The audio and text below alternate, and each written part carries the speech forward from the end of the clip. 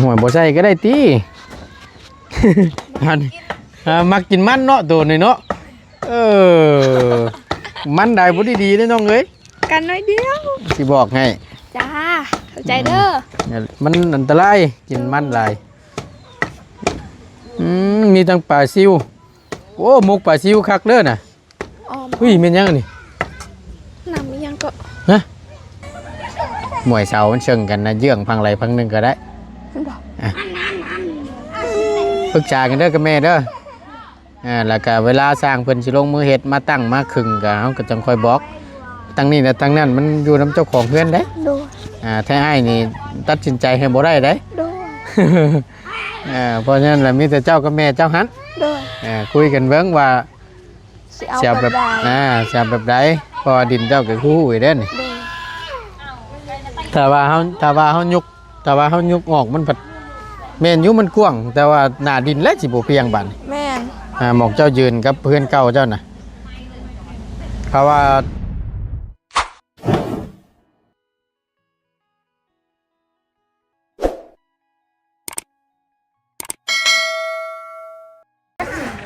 โอ้คักแท้นี่วามป๊าดโตเฮ็ดได้บัดเฮาสิไปนี่เฮ็ดได้เฮ็ดเบิ่งดูมีหม่องปั่นบ่ลองดูไผสิเฮ็ดทดสอบเบิ่งให้บ่าวเบิ่งแน่ไผเฮ็ดเป็นโอ้สมัยตะกี้พี่น้องบ่ตุนโอ้ยกินฮอดสมัยตะกี้ยอดยกแน่น้อยนึงนี่เบิ่งหันลองเด้อเฮ็ดได้ข้างแน่ดีเด้นี่เนาะ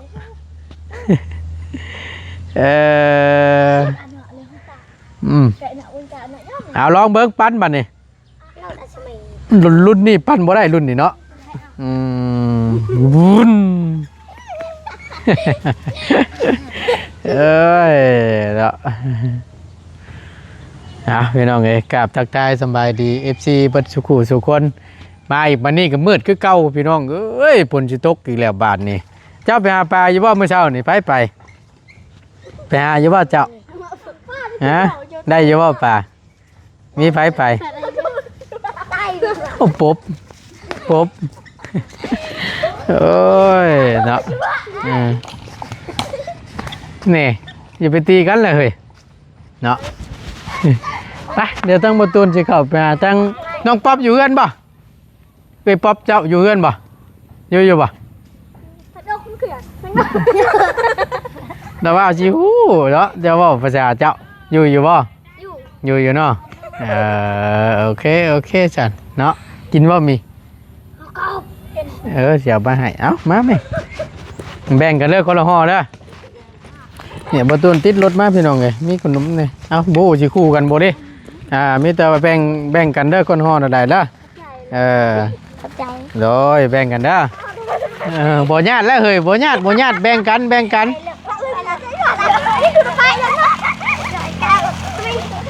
นคนละห่อยังอยู่เด้คนละห่อนี่โอ้ยพี่น้องเลย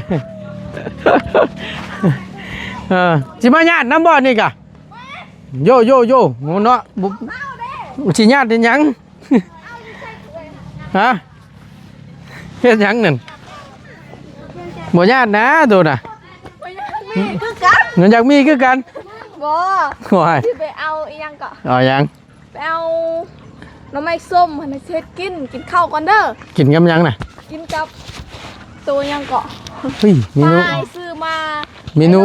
นูพิเศษจักมื้อนี่บ่ปลาตัวไอ้ซื้อมาแหละสิแกงปลาแม่นเพราะว่าเฮาย่างเฮาปิ้งแล้วแต่ว่าเรียบร้อยแล้วแม่นแต่นี้เฮาสิกินอีกโอ้คักแล้วฉันมาแม่นหาเข้ามานี่แล้วมาก็มืดพ้นนี่นั่นน่ะโอ้ยจะคิดว่าอะไรพี่น้องไอ้ฝนตกแต่ว่าจะเป็นตกแท้ตกว่าพี่น้องเดี๋ยวนี่แหละน้องเพิ่นว่าสิกินว่าซั่นปลาที่บ่ตูนชื่อให้ต้นเว้นนี่แต่ว่ามันบัดจังใดอยู่นะเนาะฝนมันสิตกหลายบาทนี่โอ้ยเอาเรื่องอยู่พี่น้องไอ้ฝนนี่ก็ได้กูลุกกูกลัวน้ำกันเนาะสบายดีห้อมหนึ่งเด้อพี่น้อง FC เบิดสุขุสุคน เนาะพบเจอกันกลับมาน้องป๊อปคือเก่าพี่น้องเอ้ยป้าหน่อไม้ซังก็มีแต้นหน่องามแท้เฮ้ยน่ะไปหาหน่อไม้น่ะเบิ่งพี่น้องเบิ่งปุ่นอุ้ยหน่อมงามแท้มีแต้นหน่อใหญ่ไปหานี่หน่อไม้ไล่พี่น้อง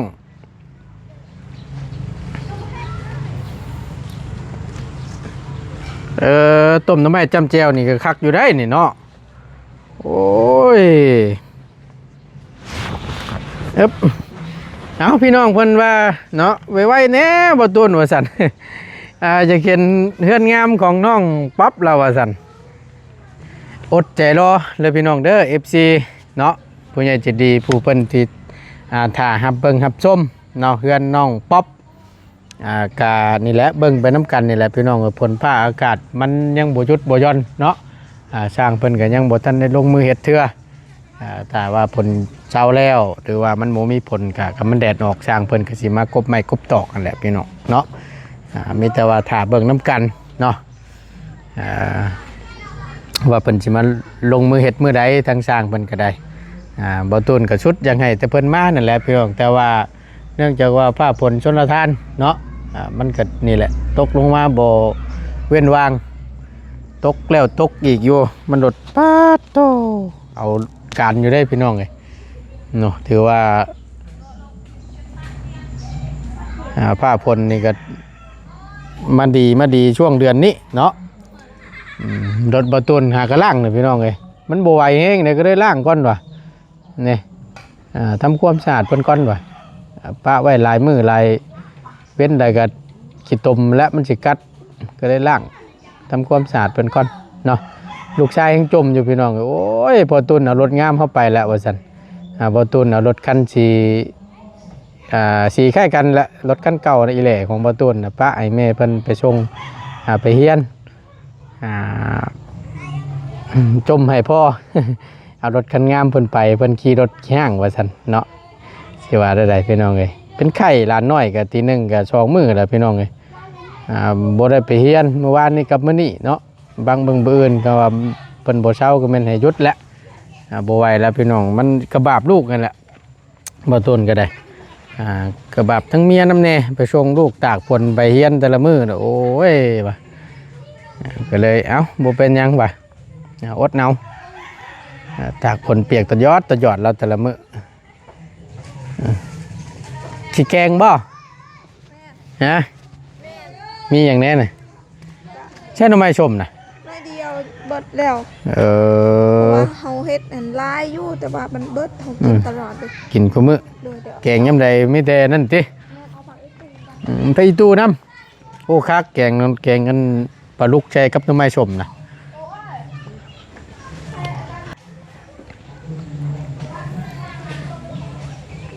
นี่แหละเสาเฮือนเราก็ได้พี่น้อง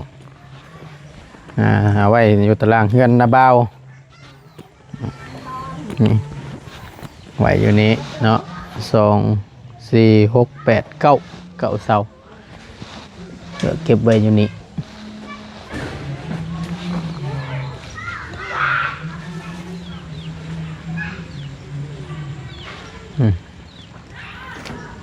นี่ปอกหน่อไม้ต้มนี่พี่น้องเลยมีแต่นองงามพอตูนนี่คิดอยู่เลยพี่น้องเนาะเดี๋ยวพอตูนสิถามเบิ่งน้องป๊อปเพิ่นอีกเทื่อนึงเนาะว่าปลุกเคลื่อนนี่นะพี่น้องเอาความเหมาะสมของน้องเพิ่นว่าเพิ่นสิมักแบบใดเพิ่นสิหันไปทางใดพี่น้องเบิ่งแนะนำให้เพิ่นแล้วหันหน้าขึ้นทางทิศตะวันออกพุ่นเด้อพอตูนเด้อว่าซั่นเนาะถ้าว่าไปในมุมมองตัวนี้นั่นมันก็บกว้างเลยพี่น้องไปแต่ว่าพุกไปล่วงยาวนี่นั่นแม่นคือทางระบาวแล้วเว้านี่ก็งามไปอีกแบบมันนะถ้าว่าเฮาหันหน้ากันทั้งพุ่นเพิ่นควรแล้วของน้ำสิตกอีกพุ่นเป็นหน้าบ้านอย่าว่าถึงนะ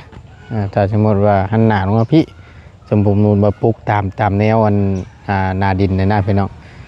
พุ่นเฮือนครัวห้องน้ำไว้มุมใดก็ได้อยู่มุมมันนะว่าถึงอนาคตมีเงินมีคำเนาะ เดี๋ยวว่าเพิ่นสิปลุกชงแบบใดหันหน้าออกมาพี่บ่เพิ่นสิติดเรือนหลังนี้เดี๋ยวตามเพิ่นอันนั้นพอฉะนั้นแล้วให้เพิ่นและตัดสินใจพี่น้องไงใช้อยู่ใช้ปลาน่ะชี้ได้น่ะแกงสิทอด บ่ใส่น้ำมันนิดนึง ให้มันนั่นบ่โอ้พี่น้องเลยหวยบ่ใส่ก็ได้ติ มักกินมันเนาะตัวนี้เนาะ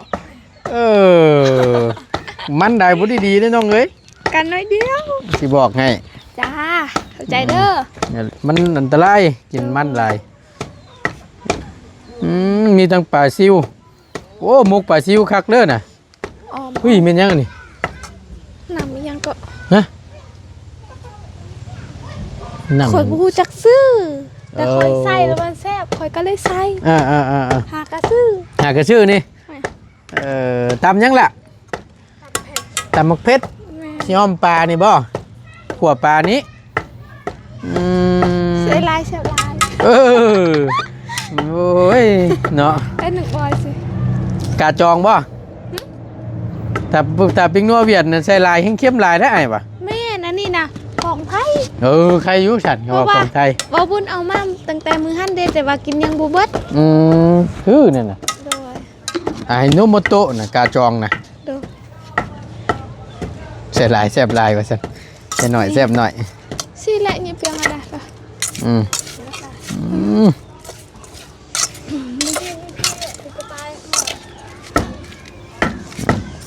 หน่อไม้แพ้ไปหาน่ะ ทั้งแม่ ป๋อมีแต่หน่อมงามเนาะ แม่นว่าสิไปน้ำแม่บอกว่าให้ไปตอนพอดีบ่าวบุญคงมาถ่ายคลิปเลยน้องก็เลยบ่ได้ไปเพราะว่าทั้งแม่หั่นบ่าวบุญคงบอกว่าบ่เตียงสิมาแม่นบอกมาแล้ว สิเมื่อ บ่เตียงมาแล้ว ยัง โอ้ ยันอายเพิ่นแวะหายันอายเพิ่นเมื่อเด้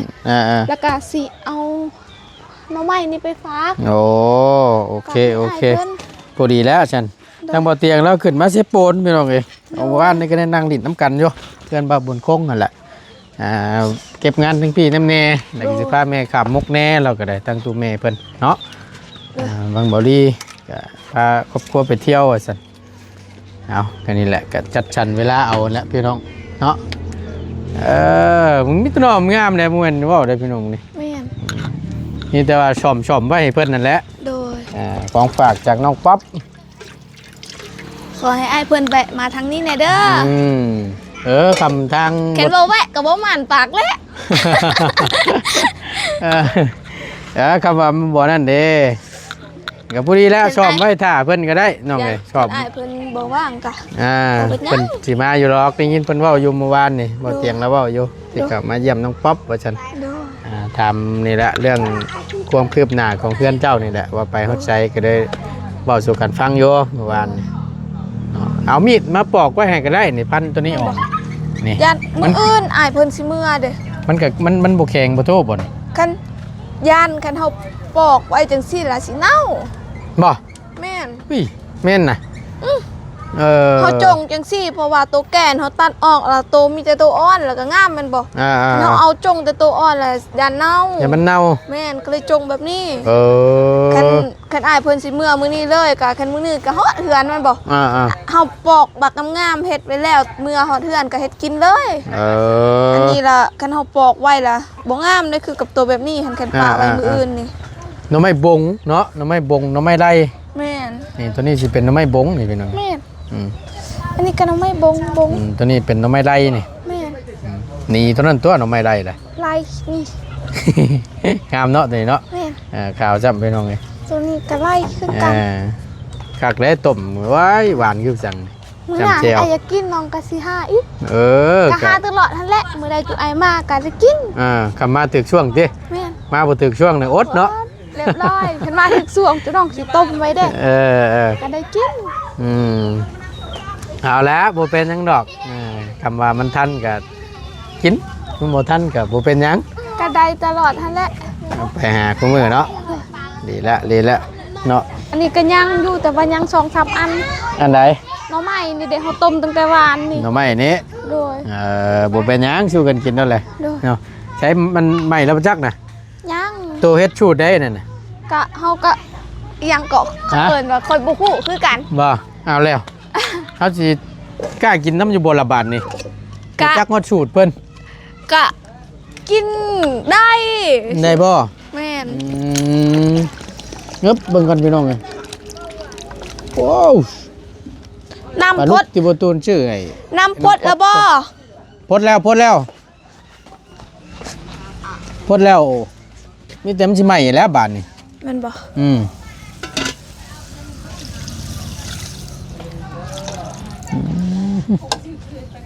ฉุดเลยเฮ้ยนี่แกงบ่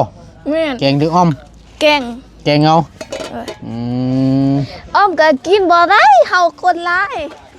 ต้องใช้น้ำหลายๆเนาะ แม่น ถึงแล้วคนหลายอันนั้นเอาใส่น้ำหลายๆเอาสดน้ำมันเด้ โดย น้ำแซ่บพอได้ยั่วเก่าลง แม่น เอ้ย ระวังตำตัวหันเด้อ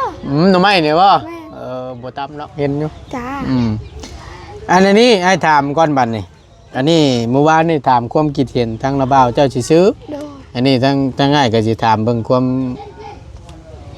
วามคิดเห็นของเจ้าของบ้านว่าซั่นซะ ปินมาทางนี้ เรื่องเพื่อนนี่แหละ น้องใจดีหันเลย ปิ่นไปแล้วนั่นบ่ ปินไปเบิ่งทางตัวไก่แหละ เรียบร้อย รอ ปิ่น รอก่อนเด้อ เออ หอดมือหอดยามก่อน โอ้แต่โค้ง เสีย บ้านอ่ะมันเจาะกินยังน่ะ เจาะเข้า โอ้ไปปิดไว้ไหมไป บ่ นี่ไปอยู่ เข้า เถิง เข้าสิ อ่าผลมาแล้วพี่น้องเอ้ยบาทนี่ตกมาแล้วตกมาอีกแล้วอู้เบิ่งข้างไว้ก่อนจังหน่อยเดี๋ยวย่างมาน้ำกันเอากันจ้องกันได้แป๊บหนึงเด้อ เด้อ กันจ้องก่อนพี่น้องเอ้ยมาอีกแล้วโอ้ยตกมาอีกแล้วผลก็ได้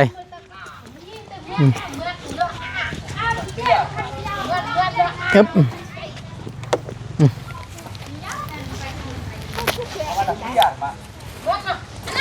ไปยุ่มไม่ยังไง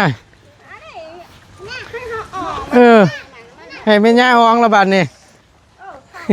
เท่าเลยติเนาะยังสิให้ขี้ห้องขี้หลังอยู่ตินี่เลยล่ะเบิ่งนี่ก็มุมมันน่ะแต่หันออกไปคือเฮือนนอกเจรีมันสิบ่ติดเฮือนเจ้าบ่เฮือนหลังเก่าเจ้านี่ ว่าสิย้ายออกเอ้ย ย้ายออกย้ายไปทางใด ย้ายไปทางนี้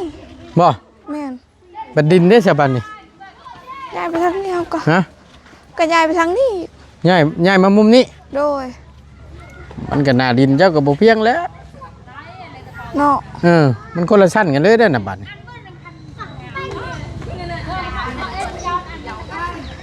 ก็บ่ฮู้คือกัน เอ้าเบิ่งโดนน่ะ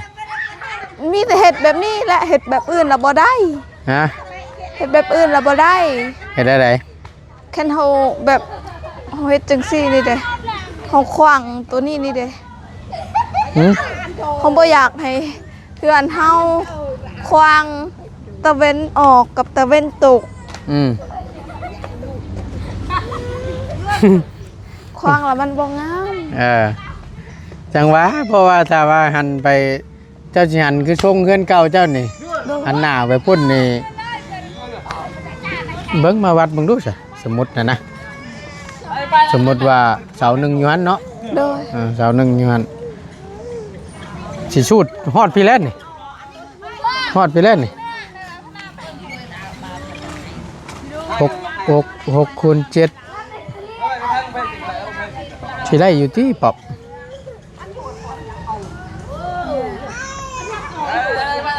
กว้างเท่าไร 6 คน 7 หอดหันบ่ สมมติว่าเสามาตั้งอยู่ผิดนะเสาหนึ่งนี่อยู่มองนี้ดึงลงไปพุ่นจักล็อกว่ามันจักเม็ดจากนี้ไปบ่ฮู้คือกัน แต่บันไดได้สาเจ้าเช้าขึ้นทางใด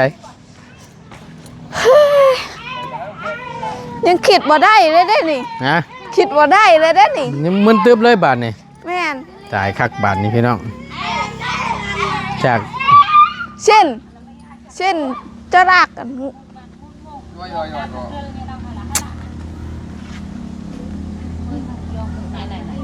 แต่ว่ามวยเชิงกันแล้วก็เพื่อนหลังนี่มวยเสามันเชิงกันนะเยื่องพังไรพังหนึ่งก็ได้อ่ะปรึกษากันเด้อกับแม่เด้อแล้วก็เวลาสร้างเพิ่นสิลงมือเฮ็ดมาตั้งมาขึงก็เฮาก็จังค่อยบอกตั้งนี้และตั้งนั้นมันอยู่นำเจ้าของเพื่อนเด้ โดย ถ้าอ้ายนี่ตัดสินใจให้บ่ได้เด้ โดย เพราะฉะนั้นแล้วมีแต่เจ้ากับแม่เจ้าหัน โดย คุยกันเบิ่งว่า สิเอา สิเอา แบ แบบ บ ใด สิเอาแบบใดเพอดินเจ้าก็คู่อีเด้นี่ โดย ถ้าว่าเฮายุกออกมันผัดแม่นอยู่มันกว้างแต่ว่าหน้าดินและสิบ่เพียงบัดนี้ แม่น หมองเจ้ายืนกับเพื่อนเก่าเจ้าน่ะเพราะว่าผู้น้ำพุ่นมันก็ค่อยนะก็สิว่านี่นะ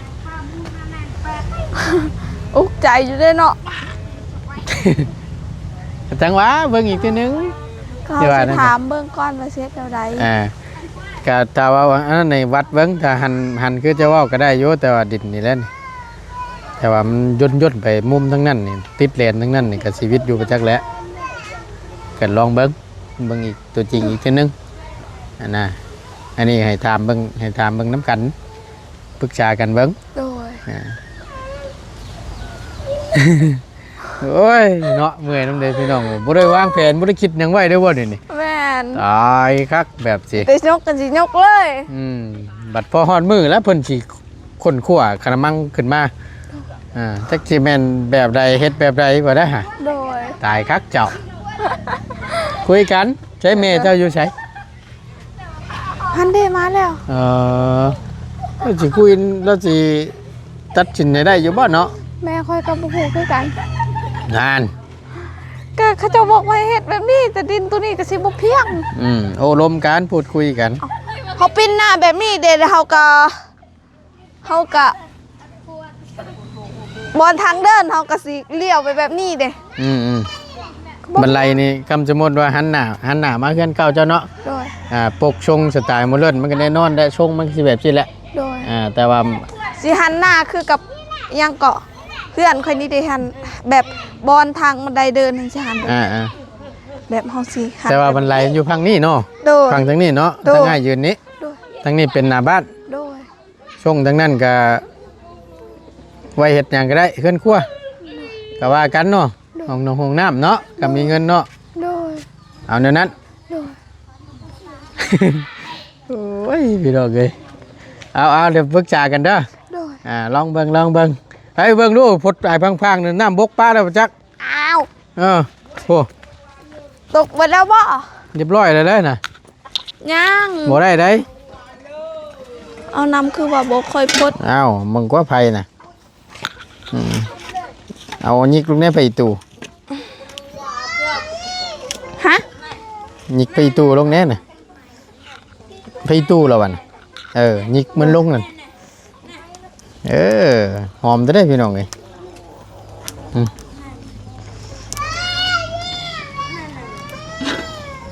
ปิดก่อน ปิดไว้ก่อนบ่ได้จังปมเนาะเอาเบิดแล้วมีนะ บ่เป็นหยังกะดีใจที่กินปลาแล้วเด้ ว่าแจกให้เล็กน้อยเมื่อกี้นี่ โดย ก็ตัวเพิ่นพี่น้องเลย โดย แจกว่าสิมาฝากเจ้าละให้เพิ่นญาติกันนึกถึก โด มื้อย นี้ บ่เป็นหยัง ไปมื้อหน้าเนาะ โดย โอเค ขอบใจเด้อเขามาเยี่ยม โดย มายามน้องขอให้เดินทางปลอดภัยเด้อ โอ้ ขอให้ ย เจริญพร แวะไปแวะมาจังซี่แหละ โดย จนกลัวจะแล้วทั่วบ่ดีพุ่นแหละ โดย ถ้าบ่มีหยังติดขัดหรือว่าบ่มีหม่อง